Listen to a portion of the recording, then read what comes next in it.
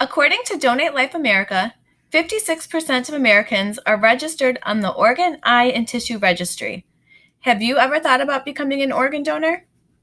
The importance of checking that box on my driver's license didn't mean much to me until my family was faced with illness. My mom, who was otherwise healthy, suddenly needed a new liver or she would not survive. Her wait was very long and nearing the end when we finally received the call that saved her life and gave us 6 extra years with her. I believe everyone should be an organ, eye, and tissue donor. The list of people on the waiting list is expansive and not shrinking, and there is a lot of misinformation regarding organ donation in the media and through religions. All the while, people think they may be ineligible based off of age or lifestyle. To get started, let's examine. Donate Life America's website shows that 115,000 people are currently on the waiting list, all while 22 people die each day and 10 people are added every 10 minutes.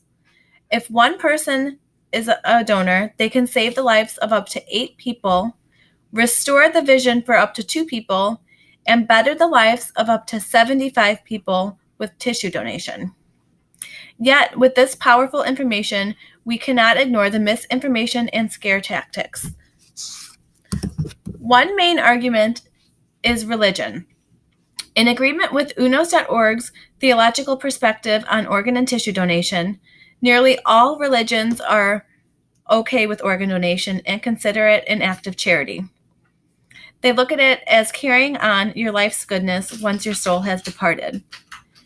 In cases of Jehovah's Witness, where blood transfusions are not allowed, you would think that organ donation is considered a no-no, but since your organ is pumped free of the blood that's currently in it, it is considered okay in this religion.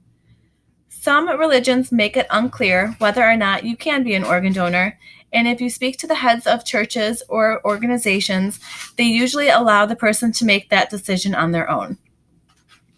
Another reason why people are misinformed regarding organ donation is they think that hospitals aren't going to work as hard to save them. The hospitals and the organization responsible for organ procurement or the removal of organs before transplanting it to somebody else is complete separate entities. The UNOS facts page also states that these are 2 separate entities.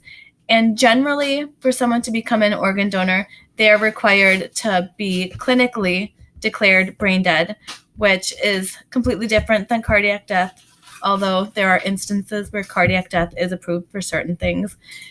A patient must be clinically declared brain dead in order to be an organ donor.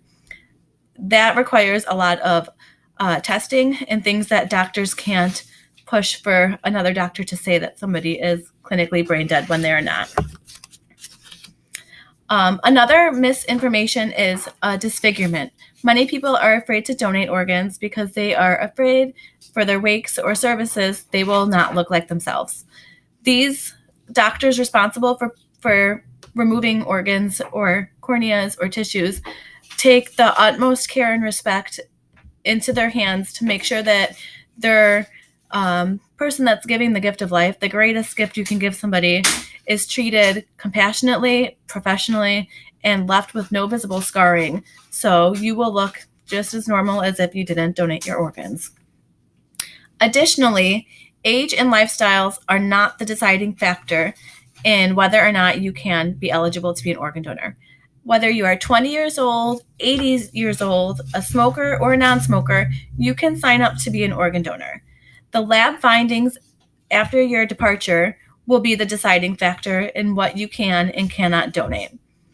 In keeping with UNOS facts page, they are required to do lab testing, and these recipients that receive your organs can also be older than you or younger than you. You would be surprised there are people who are in their 70s and 80s who might need corneas or a heart valve or something that you could potentially give. In conclusion, The list of people that are waiting on the transplant list is not getting smaller, so we need more people to join the registry. And we need people to research this a little more so that they know that their religious beliefs or things they might have seen in the movies do not play into the matter of whether or not you can or cannot be an organ donor. Whether you are 16 with parental consent or 100, cross that box off on your driver's license and give someone a second chance at life. Think of the amazing gift that you could give. The legacy of your life could live on through someone for several more years, and your family and their family will be forever thankful for that.